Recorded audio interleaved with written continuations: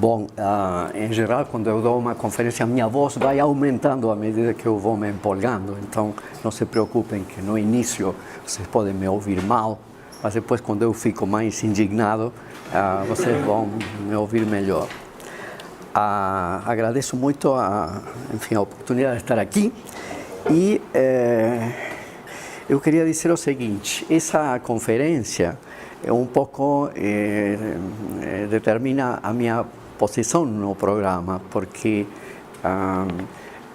se a noção de bioética entende que a procriação é um ato moral, e essa tese nunca vai ser colocada em discussão, então eu tenho que sair do programa de bioética, porque eu tenho um programa antinatalista. Vocês sabem que tem um movimento internacional antinatalista, atualmente, do qual eu faço parte, né? Eu estou nesse grupo nesse momento. Várias obras minhas estão sendo traduzidas ao inglês, etc, etc. Enquanto que se a tese antinatalista pode ser embutida dentro da bioética, e de aí sair uma bioética nova, que eu chamo bioética radical, aí eu fico no programa. Entende? Ou seja, se na própria noção de bioética tem uma tese natalista, a bioética radical é impossível. Então, para dizer que a fala de hoje não é puramente teórica, é também crucial para a própria noção de bioética e para a permanência de certo tipo de filósofo pessimista e antinatalista dentro do programa de bioética. Está claro isso?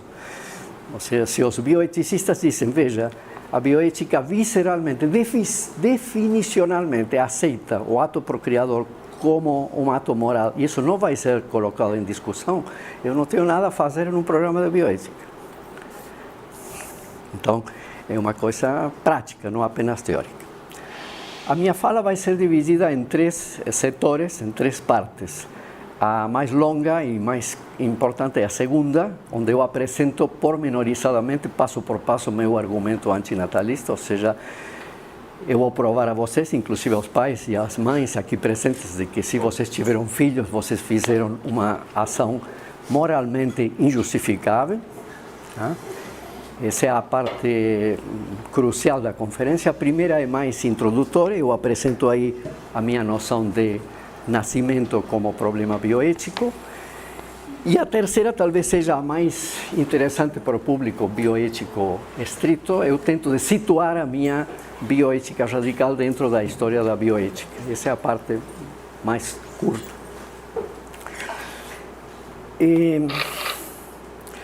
Eu queria me referir rapidamente às minhas publicações anteriores na área, para vocês verem que a minha pesquisa é muito antiga, inclusive anterior ao movimento antinatalista. O livro de David Benatar, Never Better to Have Been, esse Melhor Nunca Ter Sido, é um livro de 2006. As minhas primeiras pesquisas são do final da década de 80. Eu fui descoberto recentemente como o primeiro antinatalista do mundo, porque início da década de 90 eu já estava falando disso. E meu livro, Crítica da Moral Afirmativa, que tem um capítulo sobre procriação, é de 96, ou seja, 10 anos anterior ao livro do Benatar. Então, não sei se isso é um motivo de orgulho para nós, mas o antinatalismo nasceu na América do Sul. Em 2008, tem uma publicação importante, infelizmente esse livro está esgotadíssimo, mas eu dou como informação a vocês, foi publicado em Goiânia. Em 2009, foi publicado este livro aqui, que se chama Porque Te Amo Não Nascerás. É um bom motivo para vocês ficarem até o final da conferência, já que não tem outro motivo. Tenho alguns exemplares desse livro para presentear, tá? Então, pelo menos um motivo para vocês me ouvirem até o fim. Esse é esse livro de 2009, e como Volney... E como Volney avisou, esse livro está no prelo, mas está dentro da crise das editoras brasileiras, etc., mas tem que sair nesses dias, nas próximas semanas, pela editora da UNB, que é um livro enorme, tem mais de 700 páginas, onde está resumido todo o meu pensamento ético, e isso que eu vou falar hoje aqui está incluído no livro, aquela arguição antinatalista. Muitas pessoas que conhecem a ética negativa por cima pensam que o tema do suicídio e o tema da morte são os mais importantes e os mais relevantes para mim. Isso talvez foi verdade em algum momento, mas nesse momento em que estamos falando, o tema do nascimento me interessa muito mais que o tema da morte. O tema da procriação me interessa muito mais que o problema do suicídio. Me parece que os problemas humanos começam com o nascimento. A morte herda problemas anteriores, problemas mais originários que são colocados pelo nascimento. A condição humana ela é estruturada a partir do nascimento. E isso é uma ideia contrária à ideia vigente. Qual é a ideia vigente? A ideia vigente é que não importa como você nasceu, o que importa é o que você faz depois do nascimento, não é mesmo? O que realmente importa é o que historicamente, socialmente você faz. Você nasceu, o que importa é o que você faz depois disso aí. E o nascimento ele é esquecido. A minha postura é exatamente a contrária. O nascimento é um fato ontológico, metafísico e ético primordial que estrutura o resto da vida humana. Então, o nascimento tem que ser lembrado. Eu sou contra o esquecimento do nascimento no qual a gente vive. E eu digo sempre que a morte é a vingança do nascimento. Porque quando as pessoas morrem ou estão perto da morte, estão muito doentes, estão pretas, elas se lembram que nasceram. A morte é a lembrança do nascimento, de algo que não deveria ter sido esquecido. Então a morte vem corrigir um erro, um esquecimento mal feito, um esquecimento ilegítimo, na verdade.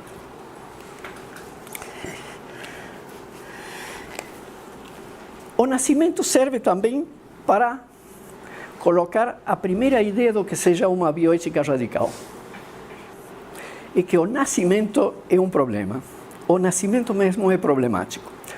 Uma bioética não radical considera problemático certos nascimentos, não é mesmo? O nascimento de um bebê anencefálico é problemático. O nascimento de uma criança que vai levar uma vida miserável é problemático. O nascimento de um filho por estupro é problemático. Vocês entendem se eu digo que uma bioética radical considera que o nascimento é problemático? Ou seja, nascer, mesmo normalmente, sem nenhum problema, não na pobreza, não na doença, não por estupro, etc. Nascer, normalmente, etc., é um problema filosófico, ontológico, metafísico e ético para uma bioética radical. Está clara essa primeira ideia? Isso é muito importante. Nascer coloca problemas éticos. Não nascer de uma forma ou de outra. Está clara? Essa é a primeira ideia de uma bioética radical.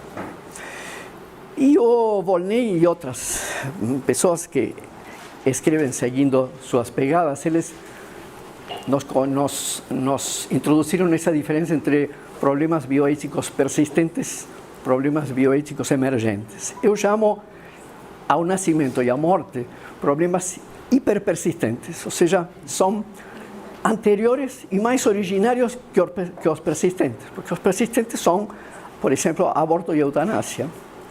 Mas os problemas de aborto e eutanásia não aparecem se antes eu não considero a morte e o nascimento como problemas. Por isso que eu chamo eles de problemas hiperpersistentes, ou seja, são mais originários que aborto e eutanásia.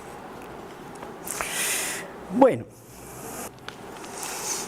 aqui eu citei o Volney, mas acho que ele não gostou nada, né? Eu posso mencionar nossos e-mails para eles? Não.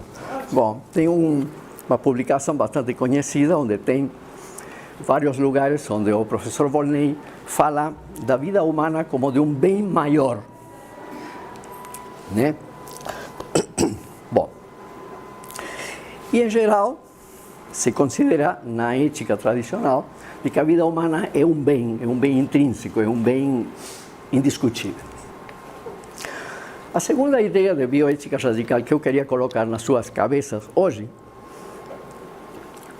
é que há uma ambiguidade quando se fala da vida como um bem maior ou como um bem intrínseco.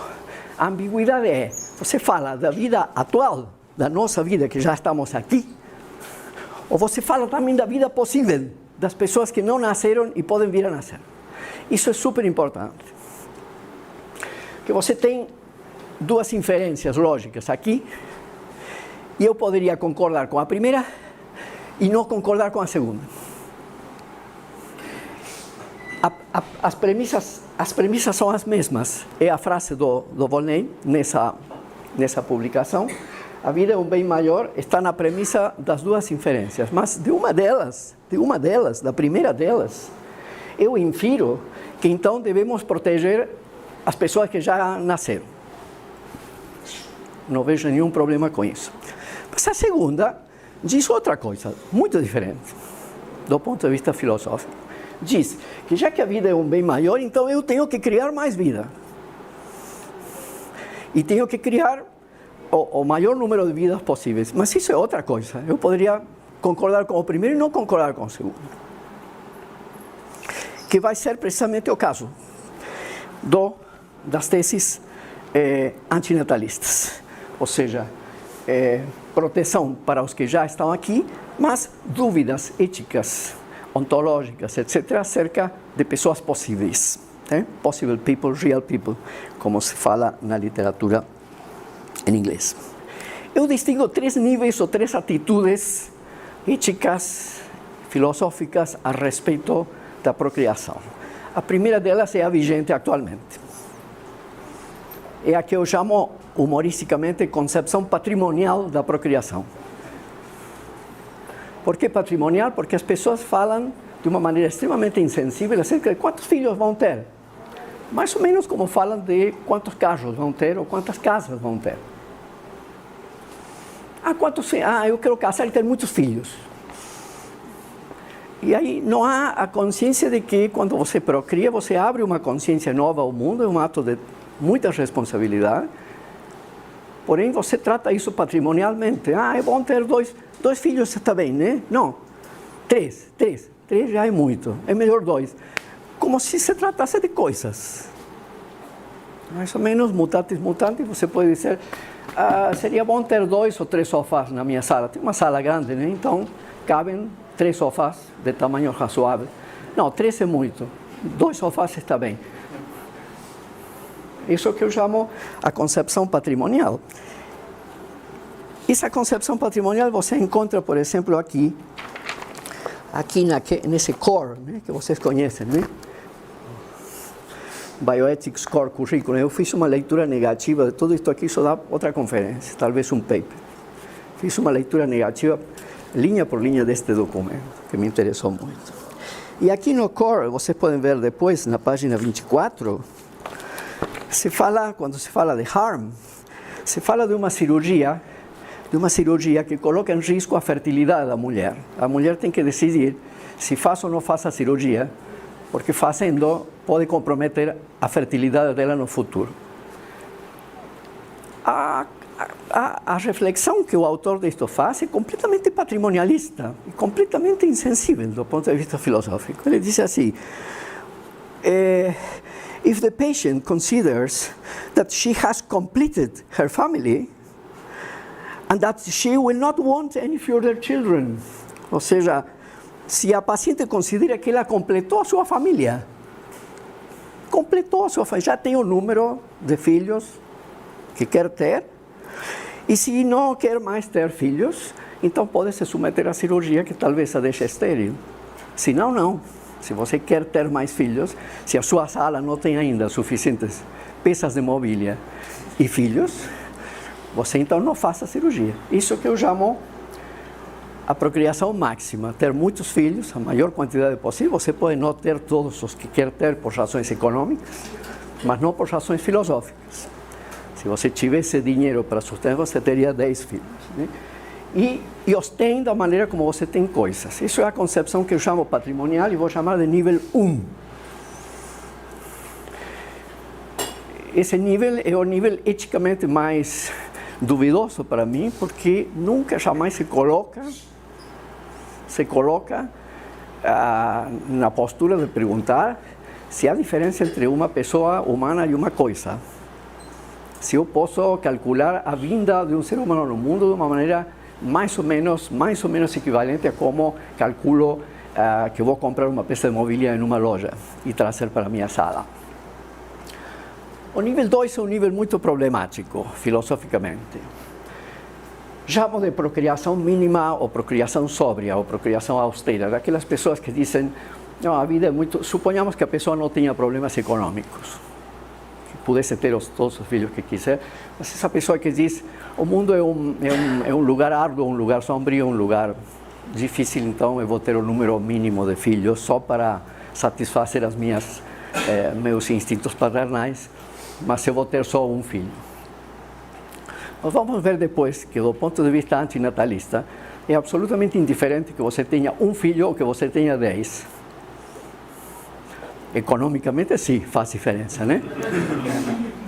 Criar 10 filhos é mais caro que criar um filho.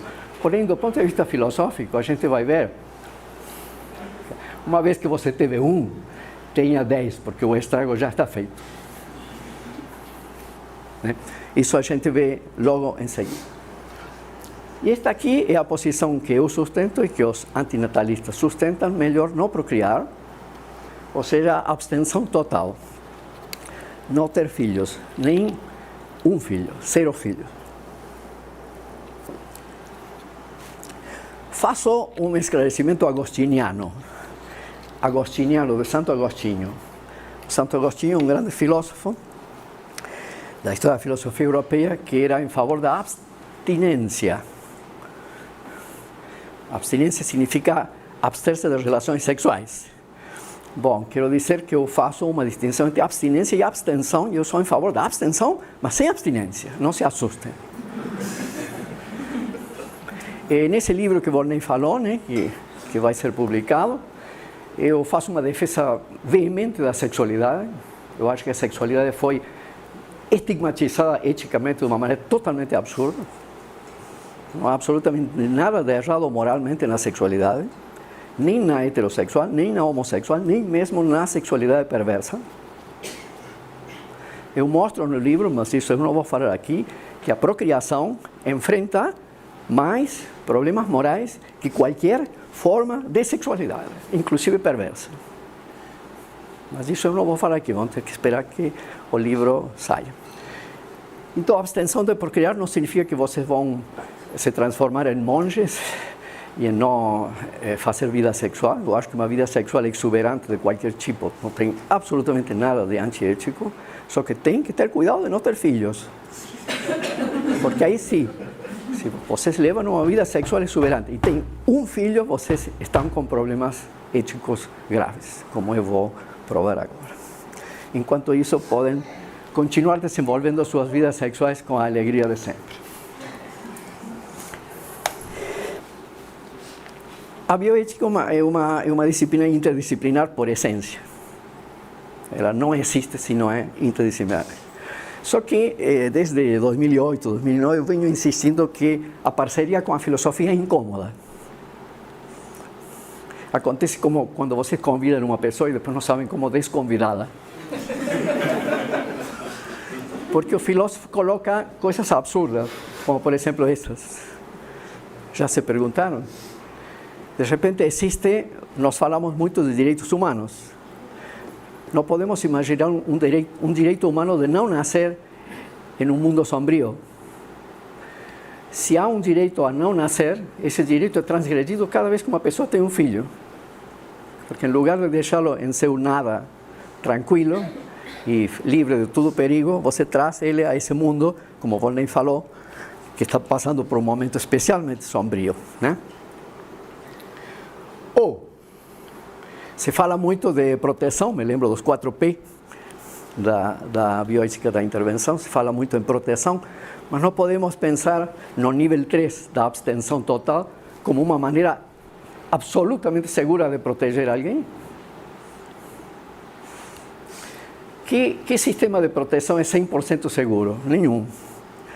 Porém, se eu me abstenho de procriar e não tenho um filho, ele está 100% protegido. Bom, essas coisas são absurdas, só o filósofo as coloca, um sociólogo não as coloca, um enfermeiro não as coloca. Então, quando você convida o filósofo a se sentar na equipe da bioética, vocês vão ter que estar preparados para esse tipo de pergunta absurda para nossos valores vigentes. Agora, claro, se você lida com filósofos otimistas, cristãos, esperançosos, esses que dão uma série de pressupostos indiscutidos, então vocês não vão ter problema. Mas com um filósofo radical, que faz perguntas radicais, vocês podem ter problemas. Habitualmente se diz que a filosofia coloca questões radicais que avalam os nossos valores vigentes. O Peter Singer, que é um autor muito conhecido de todos nós, eu tenho discussões terríveis com Singer a respeito de aborto, né? Mas eu concordo plenamente com a ideia de Singer acerca do que deve ser a filosofia. Tenho aqui uma citação do Peter Singer, que está naquele livro famoso Animal Liberation. Animal Liberation. E o Peter Singer diz o seguinte nesse livro sobre animais, ele diz assim: a filosofia deve questionar as pressuposições básicas de cada época, refletir de forma crítica e cuidadosa sobre aquilo que a maioria toma como certo. Por exemplo, que procriar é bom e que o mundo é bom.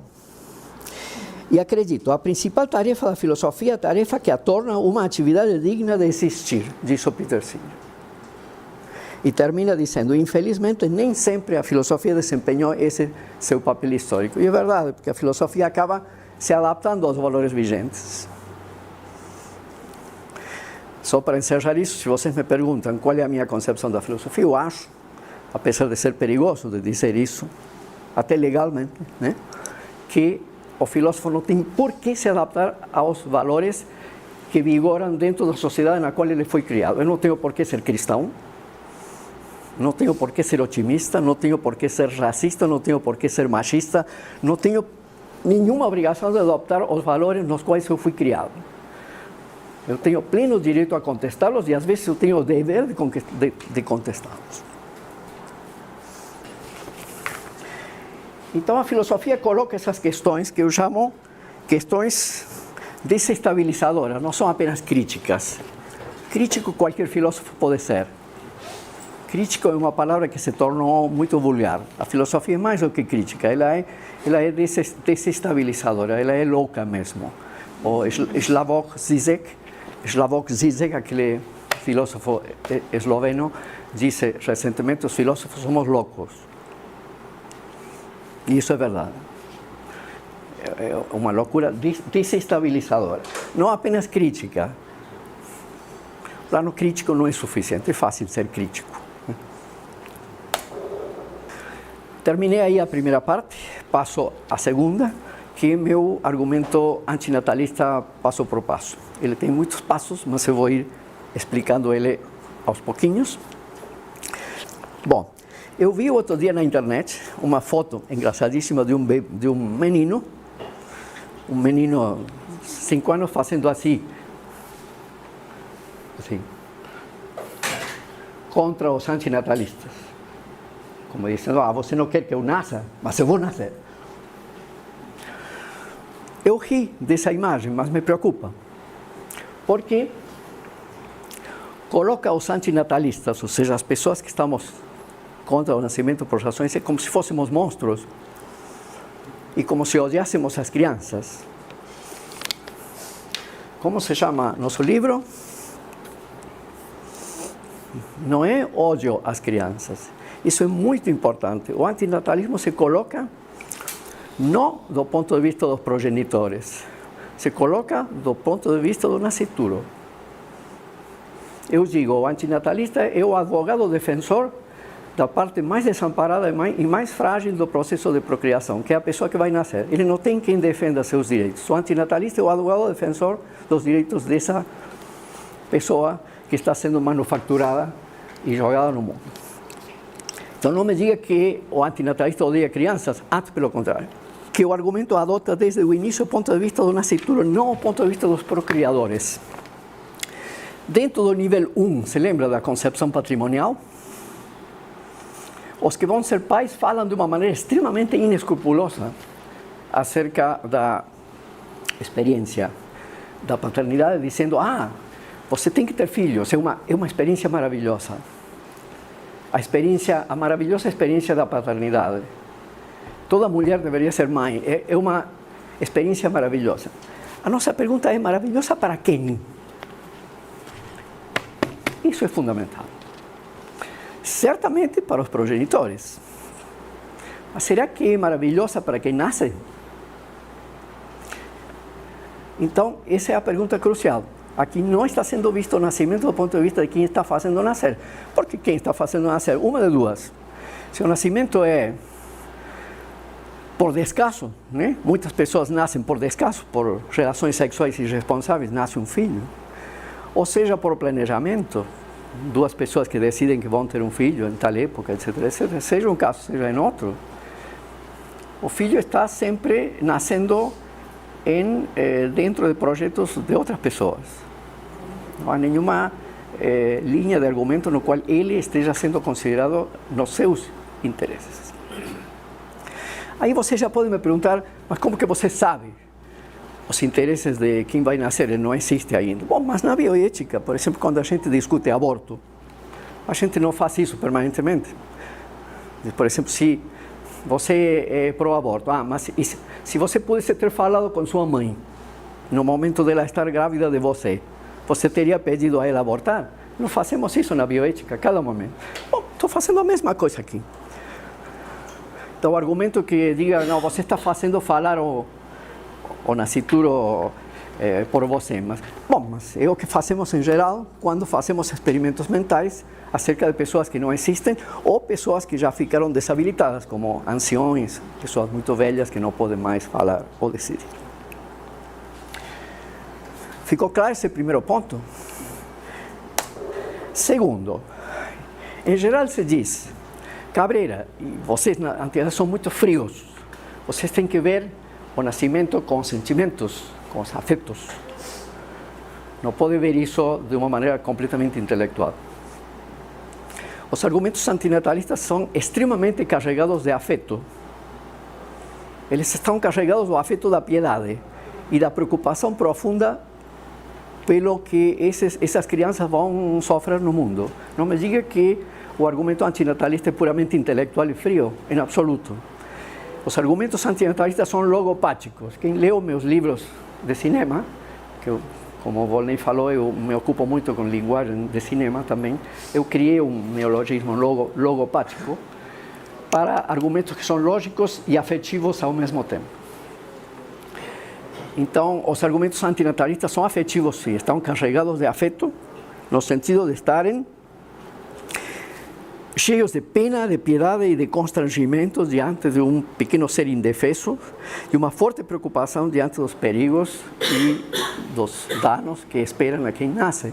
Então, isso é muito importante. Essas duas coisas são importantes. A primeira, colocar-se sempre no ponto de vista de quem vai nascer, não do ponto de vista dos progenitores, que vão achar tudo isso maravilhoso. E a segunda é que os argumentos antinatalistas não são puramente lógicos, eles são afetivos.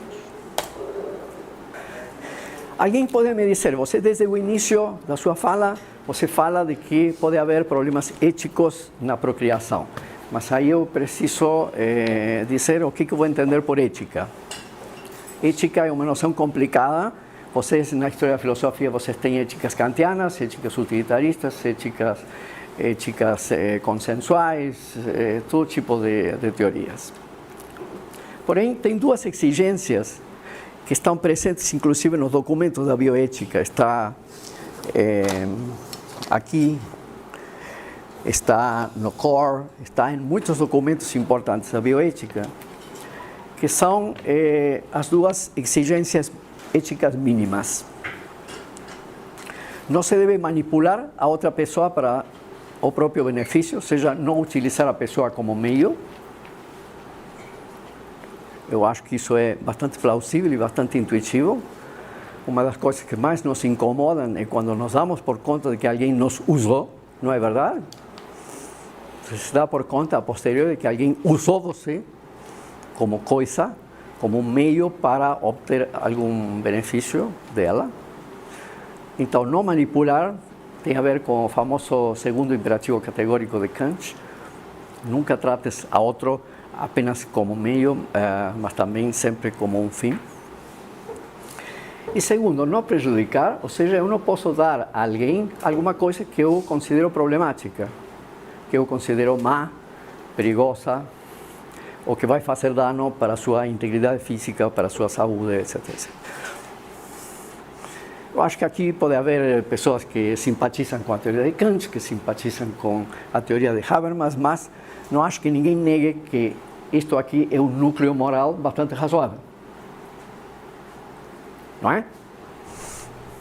Então, esse núcleo é o que eu vou utilizar para tentar provar que a que chamo no livro a tese PROC, procriar é manipulador e prejudicial.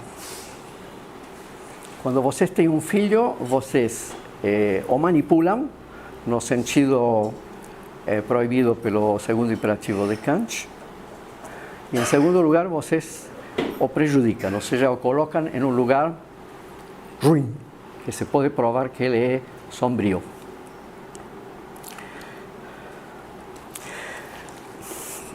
A minha estratégia, porque nos argumentos você tem que ter uma estratégia, tem que ser esperto.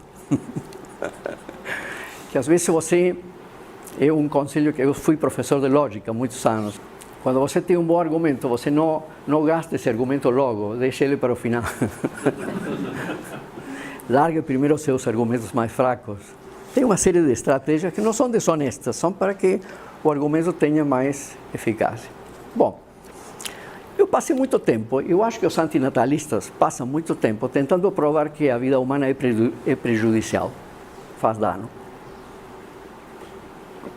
O livro de Benatar tem isso no subtítulo, The Harm of Coming to Existence, o dano. Eu acho que essa não é a melhor maneira é a maneira mais óbvia. O mundo é muito ruim, por isso... Não, isso eu deixo para o final. Primeiro, eu mostro o mais fácil de provar, que o ato procriador e manipulador. Porque isso é muito difícil de rebater. Eu estou curioso de ver como os pais, mães e madrinhas e padrinhos presentes tentam derrubar o argumento da manipulação. É muito difícil. Não digo que seja impossível. Então, quando eu consigo que vocês aceitaram que a procriação é manipuladora, certamente, assino embaixo que vocês vão vir com o seguinte argumento. Tudo bem, Cabreira, você nos convenceu, tudo bem, nós manipulamos nossos filhos quando os temos, mas valeu a pena, porque a vida é uma dádiva. É uma dádiva que ele vai agradecer. Ele foi manipulado, mas por uma boa causa. E aí você vem com todo o Schopenhauer que você leu, com todo o Benatar que você leu, com todo o Cabreira que você leu, com todo o Emile Cioran que você leu, com todo o Sêneca que você leu, e mostra que a vida é um lugar muito ruim. Então eu vou fazer isso. Primeiro eu vou mostrar o que é óbvio, que a procriação manipula. É obviamente manipulador. E antes que vocês me digam, mas valeu a pena, porque a vida é boa, eu vou mostrar que a vida não é boa. Tá bom? Por se vocês já não sabiam, né? Se pode provar que a procriação é existencialmente manipuladora e essencialmente manipuladora. Ela é existencialmente manipuladora de qualquer jeito, porque nós não temos nunca o consentimento do principal envolvido. Na teoria de Habermas e nos documentos da bioética em geral se fala muito em consent. Consentimento fundamental. E Habermas diz, na ética do discurso de Habermas e Apple, eles dizem, não pode haver ética sem consentimento de todos os envolvidos. Bom, meu caro, o nascituro é o principal envolvido, ou um dos principais envolvidos do ato da procriação, e ele não é consultado. não tem consentimento dele. Então ele é existencialmente manipulado. Por que existencialmente manipulado? Porque o seu surgimento, o seu vir a ser, ele é unilateral. Alguém decide por ele que ele vai existir. É engraçado que a gente fala, Volney, né, de paternalismo na política, né? Você denuncia o paternalismo de uma medida política qualquer, ou econômica, etc. Paternalismo é uma boa palavra, né? Paternalismo significa que é uma medida unilateral que eu imponho em você sem seu consentimento. É uma palavra muito bem escolhida.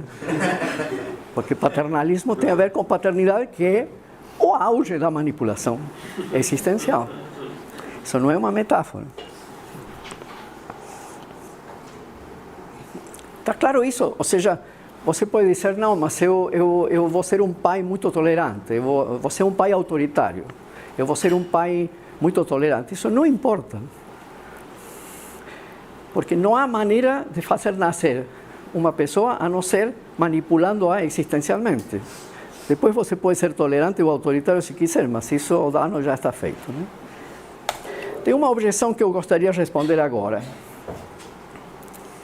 Às vezes me falaram, está mal que você fale manipulação porque não há ninguém para ser manipulado ainda. Já me falaram isso muitas vezes. Mas eu respondo, claro que há manipulação em alguém que não existe ainda. Porque é o próprio ser da pessoa que está sendo manipulado e não aspectos do seu ser.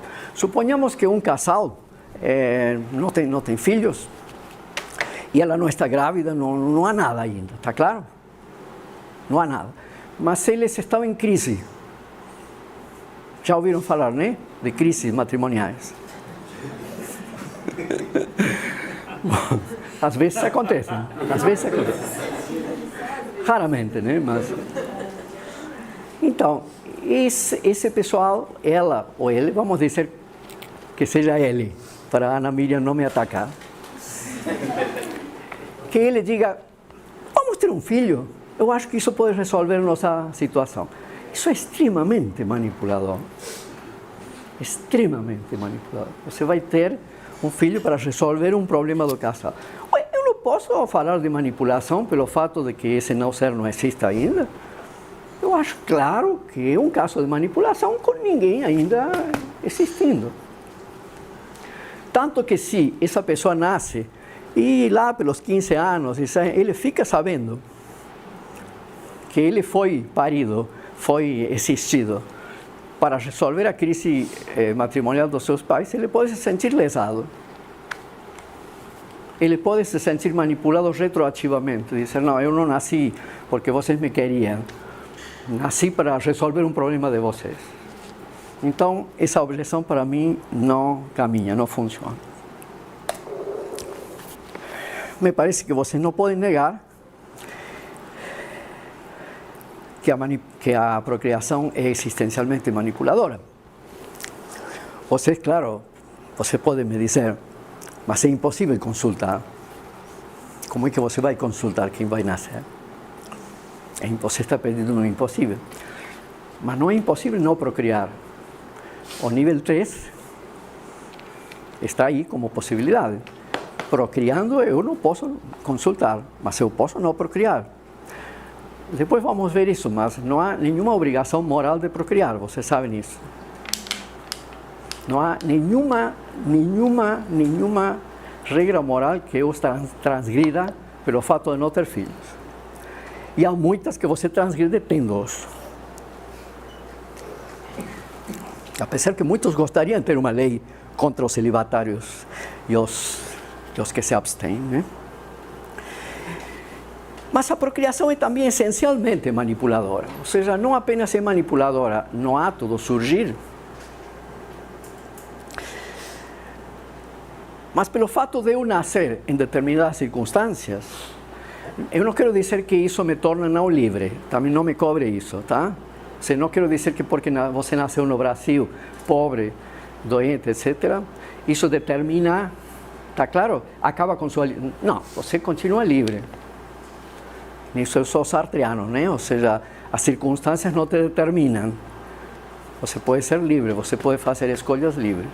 Está claro? Não são determinadas, não são negando a liberdade. Só que essa liberdade que você tem, ela está direcionada pelas circunstâncias em que você nasceu. Por exemplo, eu, Júlio Cabrera, nasci em Córdoba, numa cidade do interior da Argentina. Eu não posso, por exemplo, decidir renunciar à nacionalidade austríaca. Como? Você não é livre? Sim, sou livre, mas não sou livre para renunciar à cidadania austríaca. Por quê? Porque a minha circunstância de nascimento não me dá essa chance. Ou eu nasci de família pobre, não sei se vocês nasceram de famílias abastadas, espero que sim, mas eu nasci de famílias pobres, então eu não fui livre para renunciar à fortuna dos meus pais, como Wittgenstein. Wittgenstein era podre de rico e andava pedindo bolsas na Universidade de Cambridge, etc., como se fosse um pobre, e ele era podre de rico. Bom, ainda bem que há certas pessoas que podem renunciar à sua fortuna, eu não tive essa possibilidade. Perceba o que eu quero dizer, você é livre, mas as suas escolhas livres estão direcionadas pelo seu nascimento. Para dizer de uma maneira dramática, quando você nasce, muitas coisas já foram decididas por você, e você não vai poder mudá-las. Isso já não é existencial, é mais grave, é essencial, porque direcionam as suas escolhas. Está claro? Porque em bioéticas não radicais, a pessoa vai dizer, tudo bem, você nasceu manipulado, mas depois você se torna livre. Quando você cresce e se torna um adulto, você se torna um ser livre. Mas isso é o que uma bioética radical nega. Se lembra da primeira frase da conferência? O nascimento estrutura a vida. Se nós somos nascidos existencial e essencialmente manipulados, nunca jamais podemos desgrudar dessa origem. Nós ficamos grudados a essa origem. Então, nego que Rousseau, Hobbes, Kant, muitos filósofos europeus falaram de que, tudo bem, você nasce não livre, mas que quando adulto você se torna livre. Ué, como é que um ser existencial e essencialmente manipulado pode se tornar livre? O que tem que acontecer para ele se tornar livre? Ele nunca poderá se tornar um não nascido. Impossível. Tem um filósofo cristão, as pessoas sabem que eu não sou cristão, mas eu gosto muito de Kierkegaard. Søren Kierkegaard, um grande filósofo dinamarquês. E ele aplica isso que eu falei agora aos pais humanos, ao Pai Divino. Eu acho isso muito bonito. Ele diz, quando o nosso Pai Divino nos cria, ele é cristão, ele acredita nisso, você fica indefinidamente dependente dele, em algum sentido. É uma tutela que não pode ser suprimida nunca. Isso eu aplico à paternidade humana também. Uma vez que você nasceu dessa maneira, é impossível desgrudar dessa origem. Uma coisa que piora a manipulação do ponto de vista moral é que essa procriação, essa manipulação essencial e existencial poderia, em alguma linha de argumento, dizer foi feita em benefício do nascituro. Em geral, as pessoas querem ter filhos para se salvar, para alegrar suas vidas, para demonstrar alguma coisa, para completar sua família, etc, etc. Ou, no caso dos milhares de procriações por descaso, né? As pessoas têm relações sexuais e nasce um filho, você também teve o filho por um prazer, por um ato sexual desregrado e irresponsável, em seu benefício. Está claro isso? Isso é muito importante, porque alguns dizem a maravilhosa experiência da paternidade. Vocês já pensaram por que ela é maravilhosa? Talvez seja maravilhosa porque é muito manipuladora. Manipular dá muito prazer. Que você tem uma pessoa nas suas mãos. Quando a criança é pequenina, você veste ela como você quer, penteia, corta o cabelo, coloca em cima da mesa, como já vi, coloca a criança em cima da mesa e os adultos ficam brincando com a criança. Adultos que não teriam nenhum assunto, né? você mete as suas vidas cinzas, vazias e insignificantes viriam à tona, mas com uma criança tudo se ilumina. Eu acho um ato de grande manipulação. Eu já bati fotos disso, já falei com as pessoas sobre isso na rua, nos restaurantes, etc. Eu acho uma coisa vil e aviltante, vergonhosa e humilhante para a criança, tratá-la como um brinquedo para os adultos se divertirem. Então, não me fale da maravilhosa experiência da procriação. Claro, manipular é maravilhoso. Você sente que tem uma pessoa nas suas mãos. Pode fazer o que quiser. Eu já ouvi mães dizendo que bom que era quando vocês eram pequenos e a gente podia vesti-los e levá-los aonde a gente quiser. Já ouvi mães dizendo isso, né?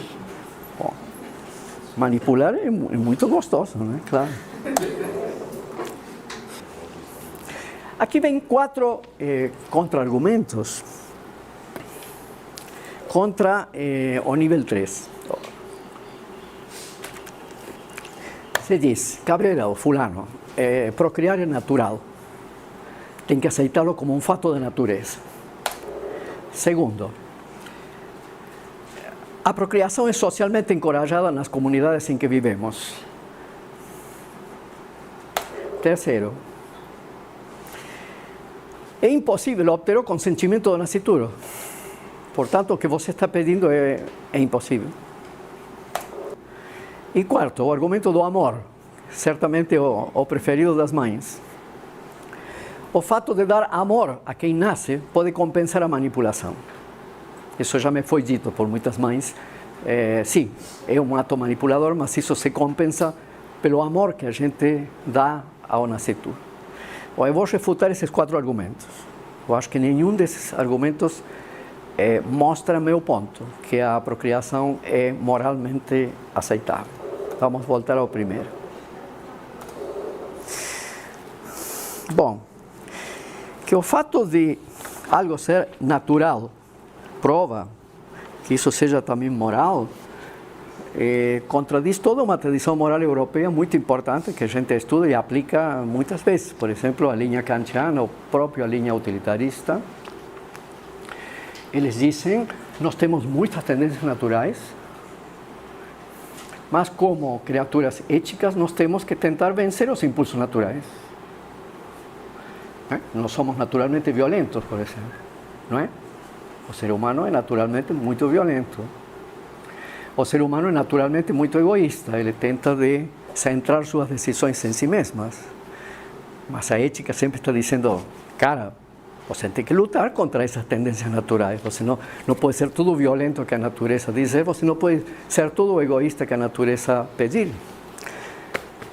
Então, se você me diz que procriar é natural, o fato de ser um fato natural não mostra que seja um fato moral. Antes, pelo contrário, filósofos brasileiros esquecidos, como Tobias Barreto, por exemplo, colocam exatamente o contrário. Tobias Barreto pensava que quando é natural, é mau e tem que combatê-lo. Então não me diga que procriar é natural e por isso temos que fazê-lo. Toda a moralidade humana é antinatural, toda a moralidade humana é artificial. Assim como o nosso sistema de alimentação em restaurantes sofisticados também é artificial e também é antinatural. E qual é o animal que come como nós comemos, por exemplo? Até nossa sexualidade é artificial. A nossa sexualidade não é puramente instintual, a nossa sexualidade é altamente simbólica. Então, esse argumento, se vocês tinham esse argumento na manga, dizem, bom, mas é um fato natural, tem que me mostrar ainda que o que vem da natureza é moral. O que vem da natureza pode ser tudo o contrário da moralidade. O fato de algo vigorar socialmente não o torna moralmente legítimo. No nacionalsocialismo havia leis racistas que proibiam aos judeus entrarem em restaurantes e fazer cursos universitários. O que aconteceria se Hitler tivesse ganho a Segunda Guerra Mundial? E tivéssemos hoje um mundo nacional-socialista? Não poderia surgir uma única pessoa que se insurgisse contra essa sociedade toda e dissesse, não, o racismo ele é injusto, mesmo que seja aceito socialmente, ele é injusto e eu sou contra, eu vou me deixar matar, mas não vou aceitar nunca o racismo. O fato de que algo vigore socialmente não o torna moral. Então, eu não tenho porquê, insisto, não tenho porquê ser cristão, não tenho porquê ser cristão simplesmente pelo fato de que eu nasci numa sociedade cristã, que fui educado no cristianismo, etc. Não significa que eu não possa, digamos, decidir que o cristianismo foi antiético durante a colonização espanhola, por exemplo, e portuguesa, e me afastar do cristianismo. Ou de qualquer valor vigente.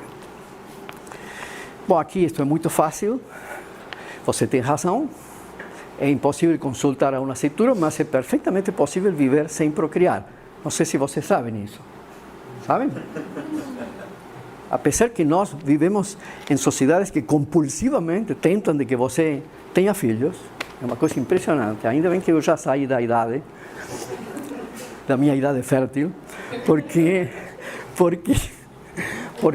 quando eu ainda era casadeiro e era um bom partido, todo mundo insistia nisso como se fosse um dever. E você, quando que você vai casar? Quando que vai formar uma família e ter filhos? Parece que é uma obrigação, uma pressão muito forte. Eu digo para vocês, e sobretudo para as mulheres, porque isso é extremamente liberador, não há nenhuma obrigação, nem ética, nem filosófica de ter filhos. Não se sinta frustrado por não ter filhos, é uma grande estupidez incutida pela sociedade. Você pode levar uma vida extremamente rica, produtiva, etc., sem procriar. A questão do amor. O amor é um sentimento. E os sentimentos levam aonde levam, mas não muito longe. O amor pode ser manipulador. O amor não salva da manipulação. O amor pode ser parte da manipulação. Podemos amar e não ser éticos. Por exemplo, quando amamos muito uma pessoa, não sei se concordam, estamos dispostos a fazer de tudo por ela, inclusive coisas antiéticas. Sim? Quando as pessoas amam muito intensamente, elas estão dispostas a deixar de lado a manipulação, a mentira e coisas piores, em função do objeto amado. Então, se eu amo muito, eu posso ser fortemente compelido a abandonar o plano das exigências morais. E, por outro lado, eu posso não amar vocês, como não amo a maior parte da humanidade, que são indiferentes para mim, não os conheço, e, não obstante isso, respeitá-los eticamente. Se você exige que eu ame para ser moral, então eu não poderia respeitar eticamente desconhecidos. E eu os respeito. Não preciso amá-los. Por outro lado, não sei se vocês sabem isso, monstros morais como Hitler amavam profundamente seus parentes. Por exemplo, leiam a biografia de Toland sobre Hitler. Hitler adorava a sua mãe e a chorou amarguradamente quando a perdeu. Se guardam cartas de Hitler a sua mãe e vice-versa. Hitler sentiu um amor muito profundo pela sua mãe. Sem ir tão longe, os corruptos na televisão, como se chamam? CPIs, né? Eles, vocês devem ter visto na televisão, eles dizem, ele já está provadíssimo que eles desviaram dinheiro público, fizeram monstruosidades morais, dizem, mas eu fiz tudo isso por amor à minha família. Ou seja, o amor justifica tudo, né? Até sair fora da ética. Então não me diga que o amor que você dá ao nascituro justifica algo moralmente. O amor é um sentimento. O amor tem que ser ético. Tem que ser um amor ético. Os gangsters também, os gangsters davam muita importância à família, la família, não é? O poderoso chefão, the Godfather. Os gangsters davam muita importância à família e amavam profundamente os membros da família. Os que estavam fora da família, bala, né? Então, não venha com esse argumento de que o amor sacraliza alguma coisa moralmente, que isso não funciona. Não funciona. O amor tem que ser ético. Então, é o ético que importa e não o amor. Uma vez que você aceitou o que procriar é existencialmente e essencialmente manipulador. E que essa manipulação não se justifica nem pela natureza, nem pela sociedade, nem pela falta de consentimento, nem pelo amor. Aí eu deixei vocês encurralados. O único lugar para fugir é dizer, bom, tá bem, tudo bem, eu manipulei meu filho. Porém, eu fiz por uma boa causa, porque eu lhe dei uma dádiva muito grande, que ele vai me agradecer depois. E aí eu entro com o meu argumento, que é o argumento do Benatar, de que além de ser manipuladora, a procriação coloca o ser humano em uma situação muito sombria. Neste ponto deve mostrar-se que a vida, além de manipular, prejudica o nascituro. Quando você faz nascer alguém, você coloca essa pessoa em uma estrutura terminal. O que significa isso? Em uma estrutura na qual quem nasceu começa a acabar, né? A famosa frase comum: para morrer basta estar vivo. Por isso que um bebê pode morrer. Um bebê pode morrer pouquíssimo depois de nascer. Ou pode esticar até 30 anos, 40 anos, até 100 anos. Tem o Kirk Douglas, famoso ator de Spartacus, que está com 101 anos. Tem a Olivia de Havilland, não sei se sabem. A Olivia de Havilland é a estrela de O Vento Levou. Está viva. O Vento Levou é um filme de 1939. Olivia de Havilland vai festejar seus 101, 102 anos e passa bem, está bem. Bom, então, pode morrer ao nascer, ou pode morrer aos 105 anos, como Oscar Niemeyer também, né? E muitas pessoas. Bom, mas a vida humana é estruturalmente terminal, no sentido de começar terminando. E toda a vida humana é caracterizada pelo desgaste e pela perda. Ou seja, nascemos mortalmente e, se deixados no desenvolvimento natural de uma vida, nos desgastamos, envelhecemos e desaparecemos em um movimento descendente, no qual, como Schopenhauer diz, vamos perdendo tudo que antes ganhamos. Primeiro perdemos a juventude, perdemos a saúde, perdemos as forças e, finalmente, perdemos a vida. Ou seja, quando você gera uma pessoa, você o coloca na terminalidade do ser, ou seja, num processo de degradação permanente e que não pode ser detido ou amenizado, digamos, amenizado sim, mas não detido por nenhuma atitude ética. Mas não é só isso. A questão do desgaste é importante. A mortalidade dada no nascimento não é tranquila. Ela não tem garantias de decorrer de uma maneira calma. O desgaste está triplamente atritado por 3 tipos de atritos, que eu chamo dor, desânimo e inabilitação moral. Estou indo um pouco rápido. Digamos, você coloca a pessoa que nasce em uma estrutura terminal, isso não seria tão ruim, mas essa estrutura terminal ela é atritada. Não sei se em inglês, nos meus textos, se usa a palavra friction. Atrito. A vida humana tem estruturalmente 3 tipos de atrito. Notem uma coisa importante: eu estou descrevendo uma vida humana qualquer, está claro? Antes do nascimento. Porque se vocês me perguntam, será que meu filho vai torcer pelo Flamengo? Eu não sei. Será que meu filho vai gostar de estudar línguas estrangeiras? Não sei. Será que meu filho vai ser democrático? Não sei. Mas eu sei que ele vai ser depositado em uma estrutura terminal atritada. Isso eu sei antes do nascimento. E é importante para refutar Ana, como se chama aquele poeta? Como sabê-lo, como não ter, qual é o poeta que diz? Vinícius de Moraes. Isso. Como é o poeta? Filhos, melhor não tê-los, mas se não os temos, como sabemos? Bom, eu refuto esse poema belíssimo. Os poemas são todos falsos, por isso que são belos, né? Porque, claro que nós podemos saber.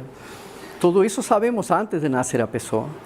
Outras coisas não. Eu vou ter um filho porque como é que eu vou saber como é você sabe muitas coisas antes do nascimento, outras não. Mas essas que eu estou fornecendo, você sabe. Essa questão do triple atrito é muito importante. Chamo de dor as dores físicas que vêm por doenças e também por acidentes, terremotos, maremotos, catástrofes naturais. esse tema do desânimo é muito importante na bioética. Nós estamos sempre numa estrutura desanimada. Vocês notaram isso também? Além das crises matrimoniais. Nós estamos sempre tentando de nos dar forças, não é? Estamos constantemente perdendo forças. Você não tem vontade de estudar, não tem vontade de acabar sua tese, não tem vontade de sair da cama, sente preguiça, sente muito tédio, o famoso tédio dominical de Schopenhauer. Então essas são as formas benignas do desânimo. Mas tem formas malignas, como a depressão. A depressão é uma forma gravíssima de desânimo. A depressão destrói as pessoas, né? Então você tem o tédio dominical, suponho que você sofre nos domingos. Eu gosto muito de ver as famílias entediadas em shoppings. Vocês já viram? Pais que automaticamente carregam as suas culpas, não? Mas que não estão se divertindo. Estão vivendo seus nadas em família, né? Para isso que serve a família, para se entender juntos, né? Porque parece que a família não destrói o tédio, né? Bom, essas são formas de tédio inofensivas. Mas você tem desânimos fortes que lançam as pessoas em drogas, em alcoolismo, em criminalidade, né? Muitos estupros, muitos roubos e arrombamentos, etc., provém de que as pessoas não sabem o que fazer das vidas deles. Por puro tédio, não sabem o vazio total que precisa se traduzir em alguma coisa. Então, quando você procria, você vai jogar a pessoa em um mundo de doenças. Não sei quantas doenças existem atualmente. Eu vi uma vez uma lista de 1.500 doenças, deixando as doenças raras, que têm uma porcentagem muito... Tem, né? Já o filho nasce cheio de ameaças de bactérias por todas partes, na boca, etc., etc. Constantemente estamos lutando contra as bactérias que avançam e que ameaçam nossa saúde. Acidentes que podem nos acontecer em qualquer momento, não é de agora, mas eu sinto que quando eu saio de carro e volto salvo, eu fiz uma façanha, né? Porque há tantos momentos em que eu realmente salvo a minha vida de uma pessoa que acabe com a minha vida em um minuto, que me deixe aleijado, que me deixe paralítico, etc., etc. Ou seja, o mundo se tornou extremamente perigoso, né? Então tem a dor, o desânimo, e a inabilitação moral é muito importante para filósofos. Quando vocês criam uma pessoa, não apenas a jogam na dor e no desânimo, vocês também criam um pequeno imoral. Por quê? Não sei se vocês se deram por conta, mas é absolutamente impossível sobreviver nesse mundo sendo absolutamente ético. Absolutamente impossível. Lamento destruir essa ilusão.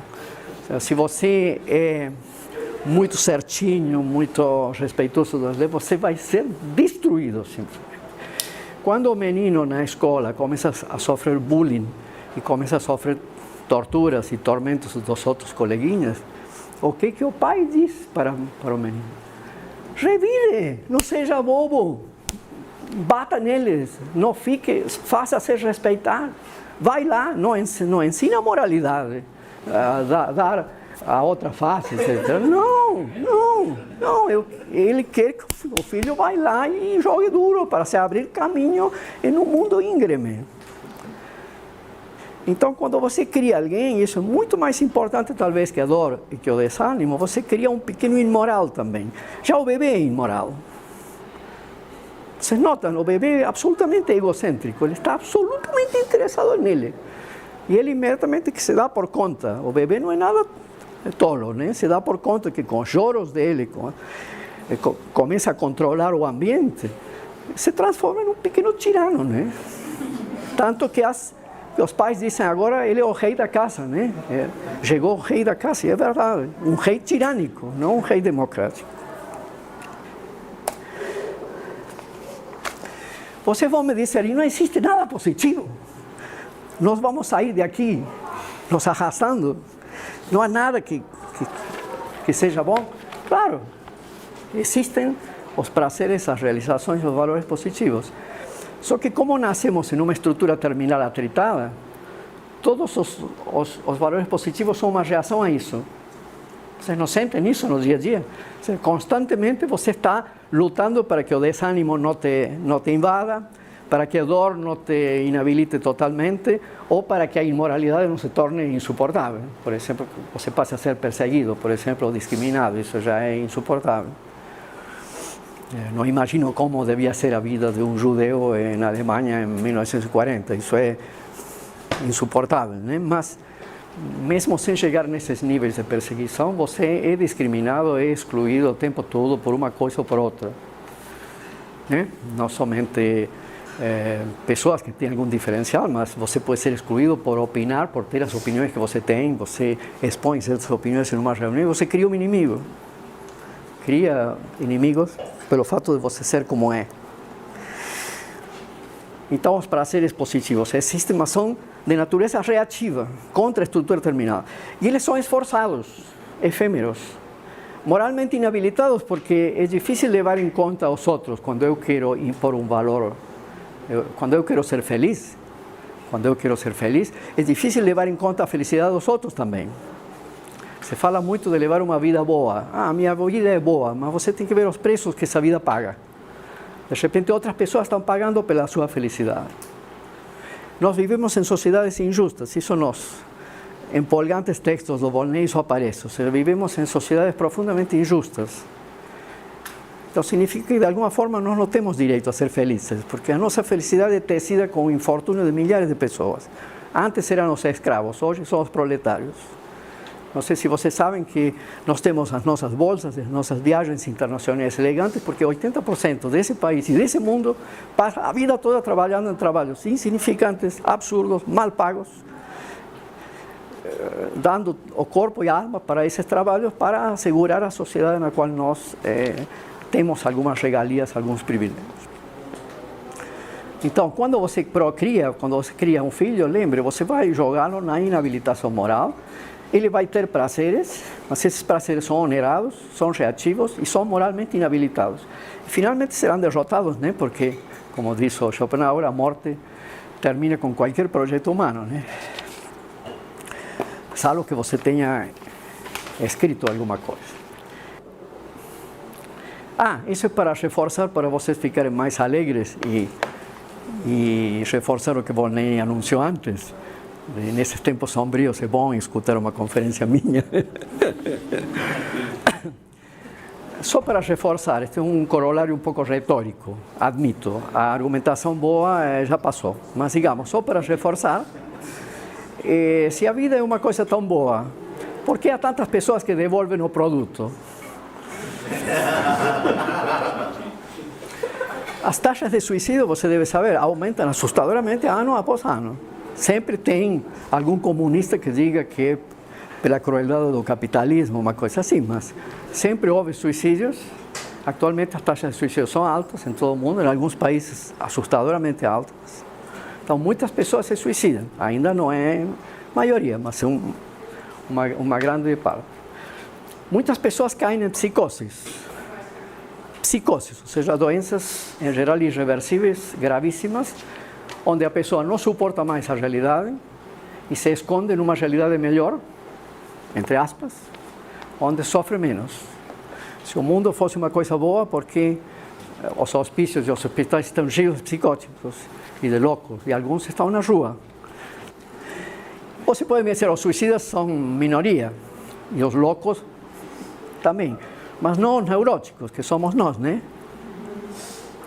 Todo o resto, segundo Freud, pelo menos, somos neuróticos normais. Ou seja, todos nós, sejamos sinceros, temos alguma mania, algum hobby, alguma obsessão. A minha é a filosofia e o cinema. É assim como eu suporto a realidade. Você pode ter o esporte, o xadrez, sei lá. Ou a família, precisamente, né? Ou seja, você tem alguma coisa para fugir da realidade. Vocês notaram como o cinemão atual, você vai no cinema e só tem filmes de ogros, de fada, de anel mágico, de vida após a morte, de viagens através do tempo, ou seja, as pessoas não querem saber nada da realidade. Porque se a realidade é tão boa e a vida é tão maravilhosa, as pessoas nunca viveram um escapismo maior que hoje. Por que as livrarias de autoajuda estão cheias? Eu conheço na Argentina, não sei se aqui se deu, uma pessoa que começou com uma livraria geral e depois se especializou em autoajuda, porque só com isso ele vivia perfeitamente. Porque se a vida é tão maravilhosa, as pessoas procuram autoajudas nas religiões e nos livros de uma maneira desesperada. Então, a nossa conclusão otimista, depois disso passo à terceira parte, que é muito curtinha, né, que fala de bioética. Eu faço o resumo aqui, se vocês querem, digamos, completar a argumentação toda em suas mentes. Se a manipulação é inevitável na procriação, se a vida dada na procriação é terminal e triplamente atritada, sensível e moralmente, se os valores positivos são apenas reativos, defensivos e paliativos, se não há garantia alguma de o nascituro tem forças para suportar o triple atrito, se vai se suicidar ou ser psicótico, ou neurótico, etc. Então, se tudo isso vocês aceitam, né, a procriação não está eticamente justificada, porque ela, além de manipular, ela prejudica. E aí termina o argumento antinatalista. Tinha me esquecido de mencionar uma coisa da Mercedes, né? Se lembra da Mercedes? Ou seja, ela me abriu esse mundo dos medicamentos, né? Que é uma coisa também que fala mal contra a vida, ou seja, a maior parte das pessoas, apesar que esse não é meu caso, mas a maior parte das pessoas não podem viver mais sem medicamentos para dormir, para acordar, para estudar, para pensar, para amar, que se criou um mercado assim impressionante, né? Que mostram que a vida é um lugar sombrio. E Volney falou antes de esse momento que está vivendo o Brasil, ou seja, além de todos esses problemas estruturais, tem os problemas contingentes, que podem passar, mas não passam.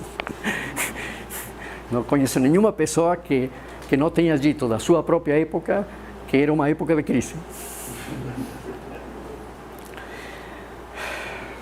Eu acho que vou pular isso aqui, porque isso está muito longo, né?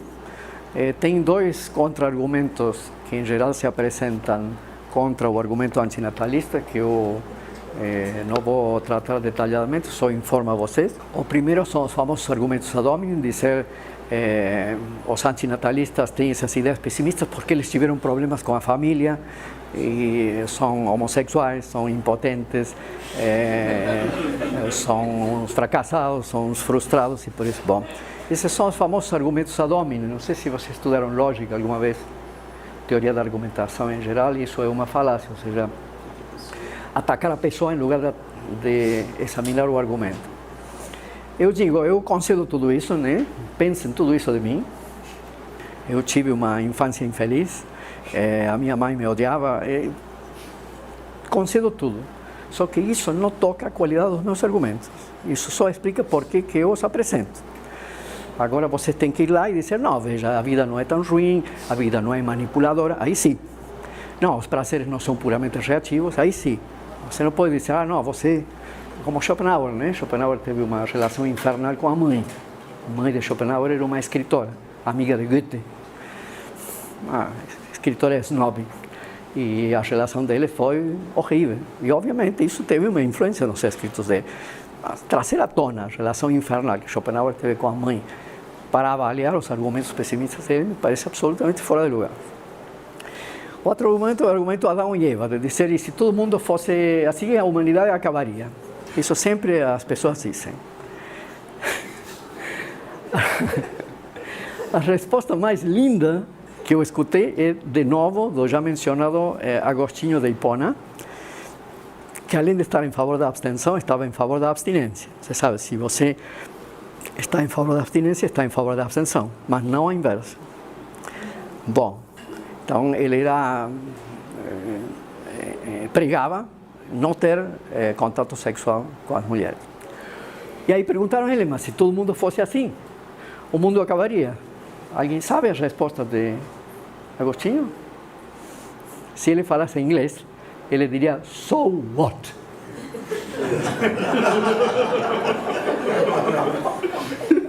Quem se importa?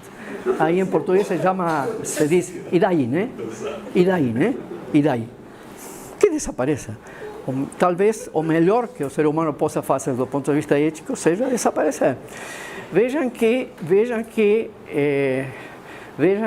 o mundo pode desaparecer por guerras dos palestinos contra os Estados Unidos, etc. E todo mundo destrói todo mundo. É possível que o mundo termine assim. Não seria mais bonito que terminasse de maneira moral? Dizendo, realmente procriar é ruim, eu não vou procriar mais. E a humanidade acabasse por falta de procriação, coisa absolutamente inimaginável para mim. Isso não vai acontecer nunca. Mas seria mais bonito que se o mundo acabasse em uma guerra de todos contra todos. Então eu faço minha, se a morte da humanidade é para bem da moralidade, seja. O meu segundo argumento é mais cômico. A humanidade não vai acabar porque eu não procriei. A humanidade não vai acabar porque você não procrie. A humanidade não vai acabar porque você não procrie. Vamos começar por nós. Do the right thing. Primeiro, você não procria porque se convenceu por esses argumentos. Você sabe que as pessoas vão continuar procriando. Então você vai ser antinatalista num mundo procriador. Assim como você é pacifista num mundo em guerra permanente. Assim como você é moral sempre num mundo imoral. Qual é o problema? Sempre foi assim. Então faça a sua parte, não tenha filhos. As pessoas vão continuar tendo. A humanidade não vai acabar. Por quê? Porque as opções morais nunca ganham. Sempre as opções vitalistas, matar, procriar, etc., predominam. Nunca a humanidade vai se suicidar por motivos morais. Então isso, infelizmente, eu não tenho tempo de desenvolver. Mas para justificar a minha permanência no programa, eu queria... Estou pulando uma série de coisas aqui. O Volney, em vários escritos dele, e isso já é sabido, a bioética tem uma história curtinha ainda, mas muito rica, né? Sigo aqui as exposições dele, né? Por sua fundação nos 70, por Potter, né? Uma obra crucial, né? Passa por uma apropriação principialista nos anos 80 e 90, e depois tem aquela reação na qual aquele congresso feito aqui foi, a meu ver, histórico. Não é uma pena que eu não participei disso aí, eu estava no México nessa época. Que é a politização da agenda bioética. E eu quero dizer a vocês, porque eu vejo suas carinhas e eu penso que vocês acham que eu sou um niilista, derrotista, que acha que o mundo é um horror, e isso não é verdade. Eu acho que tudo isso que eu falei é político. E eu quero que a bioética radical seja inserida nessa politização da bioética. E eu vou tentar explicar isso rapidinho, mas isso dá para outra conferência, né? Em primeiro lugar, a questão da sobrevivência. Eu estive lendo muito atentamente esse livro do Potter, Global Bioethics, né? E não sei se vocês conhecem o Global Bioethics de Potter, né? Eu considero um clássico do ano 88. Ele se dá por conta que não se pode falar de qualquer sobrevivência. Tem que ser uma sobrevivência with dignity. Survival with dignity. Não é qualquer sobrevivência. Isso eu chamo sobrevivência ética. Sobrevivência ética. Eu não vou me demorar aqui na classificação do Potter. Potter distingue 5 tipos de survival, de sobrevivência, que chama mera sobrevivência, sobrevivência miserável, sobrevivência idealista, sobrevivência irresponsável e sobrevivência aceitável. Por exemplo, a sobrevivência miserável de comunidades cheias de doenças e problemas sanitários, mas que ainda conseguem viver, é um tipo de sobrevivência. Sobrevivência irresponsável seria aquela do nível 1 da procriação, ou seja, que usufrui dos bens sem se preocupar com a questão do aumento populacional, por exemplo. Bom. Mas eu faria a seguinte crítica a Potter, mas isto aqui eu não estou tão seguro e eu coloco a discussão de vocês. Eu acho que uma sobrevivência ética não tem que apontar só ao bem-estar, nem à saúde. Por exemplo, o que aconteceria se uma comunidade indígena está cheia de doenças, de gripes, etc., mas por razões políticas, eles recusam a ajuda branca? Possivelmente em decorrência dessa postura, que eu acho que acontece, né? Eles venham a sofrer doenças que colocam essa tribo no que Potter chama sobrevivência miserável. Mas de repente pode ser miserável e ética, porque responde a uma atitude de rebeldia contra uma penetração branca. Então eu não sou de acordo, e nisso você pode me acusar de cristão, que eu tenho algumas ligações com... Não sou cristão, mas eu coincido com o cristianismo em muitas coisas. O sofrimento nunca foi garantia de que você estivesse saindo fora da moralidade. Antes, pelo contrário, há uma ligação interna bastante interessante entre moralidade e sofrimento. Você pode estar sofrendo, como Haiti ou a Bolívia, porque diz que não aos grandes interesses internacionais, e você deixa... Venezuela, você deixa de se beneficiar por uma série de questões políticas, de saúde, etc., mas você, com dignidade, você enfrenta o poder dominante. Então, já desde os dois pilares da nossa sociedade ocidental, que são Cristo e Sócrates, né? Vocês notem que Cristo e Sócrates aceitaram a morte, parece que ambos poderiam ter fugido, se eu não me engano. A ambos lhe foi oferecida a fuga, nenhum dos dois quis fugir, e aceitaram os sofrimentos terríveis por envenenamento, por crucifixão, em bem da moralidade. Então eu acho que o livro de Potter está muito endereçado para o bem-estar. Eu acho que isso não necessariamente conflui com uma sobrevivência ética. Uma sobrevivência ética pode ser muito incômoda, pode não ser nada cômoda. E a minha tese, que acho crucial para a minha permanência no programa, e que essa tese antinatalista, baseada nessa argumentação que eu apresentei a vocês, que vocês escutaram com tanta simpatia e atenção, eu agradeço muito isso, que é uma coisa longa, né? Essa arguição não é incompatível com uma sobrevivência ética. Eu quero que nas suas cabeças vocês tenham a ideia de que se a procriação envolve tantos problemas éticos como eu apresentei, talvez abster-se seja mais ético do que procriar. Então, pensar nas gerações futuras é também procriar menos ou talvez não procriar.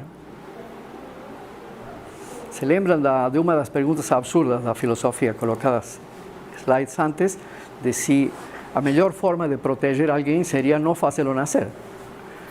Eu não tenho que pensar nas gerações futuras como profusamente. Posso pensá-las de maneira austera ou de maneira abstinente. Então, a mim me parece isso crucial. Se na bioética se aceita isso, então pode haver um grupo de estudo, um programa de bioética radical. Se não, não. Se alguém, por exemplo, um cristão, um bioético cristão que nós conhecemos, diz, não, mas tudo isso é um absurdo total. Deve haver mais pessoas. Se coloca no nível 1. É absolutamente absurdo falar da abstenção de procriar como uma forma de proteção, etc. Então não há bioética radical e eu tenho que sair do programa. Tenho que ir de novo para a filosofia. Quero falar da questão dos princípios. Disse que na segunda fase da história da bioética se passa por essa etapa principialista dos anos 80 e 90, muito forte, muito bem criticada por muitos artigos que saíram de aqui, né, desse curso, né? Eu quero dizer o seguinte, eu acho que tem que diferenciar principialismo de princípios. Porque mesmo aqui, na Declaração Universal e no Core, se fala abundantemente de princípios. Nós precisamos de princípios, mas sem principialismo. Por exemplo, aqui na Declaração Universal, né, aqui na página 7, nos objetivos da Declaração Universal da Unesco, que é um documento importante para nós aqui, diz aqui, prover uma estrutura universal de princípios. Então significa que o principialismo criticado não é o uso de princípios. Os princípios estão bem, nós temos que ter princípios, princípios fortes. O que significa ter princípios? Significa, tem certas coisas que são inegociáveis. Não estão na mesa de negociações. Não estão sujeitas a cálculo utilitarista. tem que ser cumprida sim ou sim. Eu não vim aqui vim discutir outras coisas, mas isso não. Então, a palavra princípio passa a ideia do inegociável, que eu gosto. Agora, principialismo é outra coisa. Principialismo foi uma organização colonialista e dominadora dos princípios.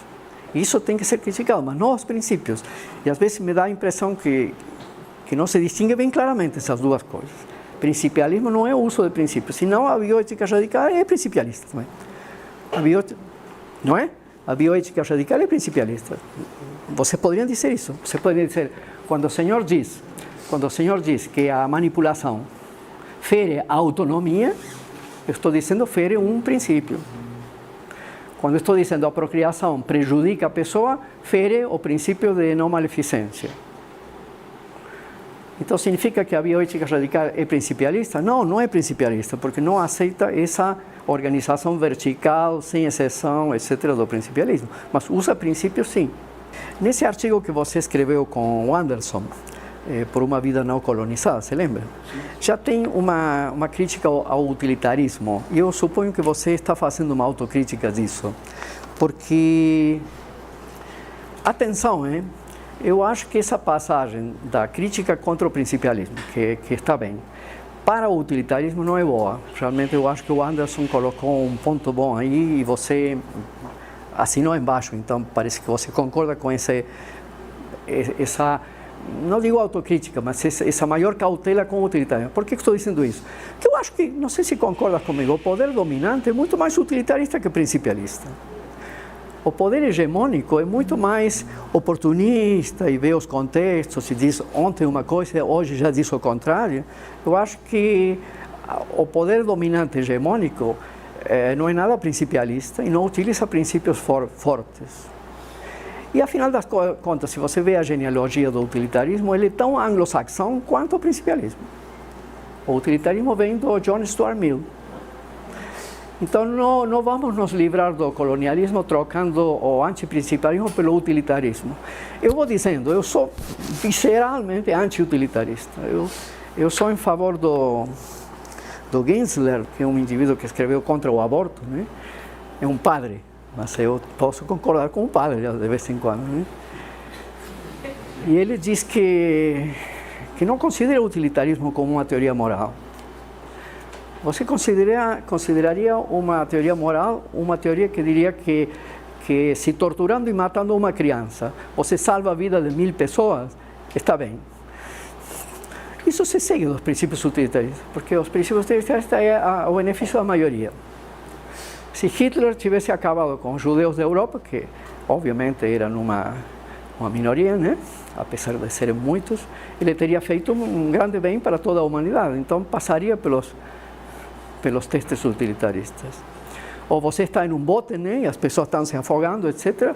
Então você dá uns pontapés para que não subam mais pessoas, porque no bote já tem 100 pessoas, você salva a vida dessas pessoas e mata uma pessoa. Mas, bom, eu não considero isso uma teoria moral. Então acho que a gente tem que ver essa questão do utilitarismo.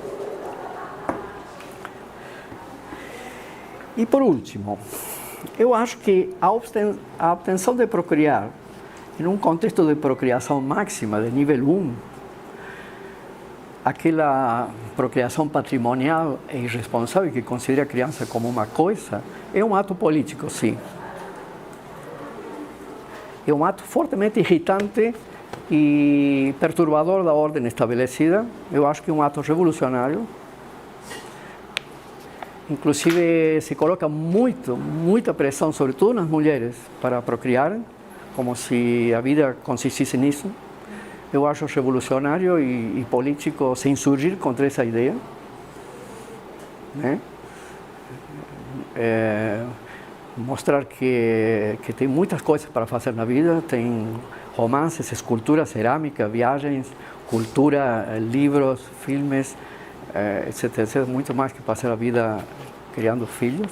Isso não é para todo mundo, não deve ser colocado como um dever. Então eu acho isso político. Tem um impacto de desagrado que é típico dos atos revolucionários e vai contra a ordem estabelecida. Pensar nas gerações futuras, etc., é um pouco o pacote progressista liberal, né, que vem junto com a noção de progresso, de desenvolvimento, etc., etc. Ou seja, as gerações futuras que vão usufruir dos bens que nós estamos produzindo hoje, etc., etc. Então, a procriação máxima, eu acho que vem dentro do pacote hegemônico. E, nesse sentido, o antinatalismo seria um ato político. Então, a minha mensagem para vocês é, por favor, não tenham filhos. Se vocês tiveram filhos, já não há nada que vocês possam fazer diante da bioética radical. Isso é muito importante. Vocês têm que se mudar de ética. Não há nada que vocês possam fazer, o dano já está feito, né? Mas, para os que já estão aqui e não procriaram, isto é importante. A luta política. A luta política, em geral, é inglória. Ultimamente, eu estive vendo filmes, e vocês devem conhecer os líderes negros que foram mortos, assassinados nos Estados Unidos na década de 60. Agora saiu um documental que concorreu ao Oscar, Eu Não Sou Teu Negro, se chama. Já viu? Eu Não Sou Seu Negro, se chama um documentário, que trata dos 3 líderes negros mortos, Medgar Evers, Martin Luther King e Malcolm X. Desde os Tupac Amaru e das insurgências indígenas até esses casos, você sabe, o Che Guevara, etc., você sabe que se você compra uma luta política grave, você não chega aos 40 anos. Todos esses negros tinham 39, 30, etc., etc.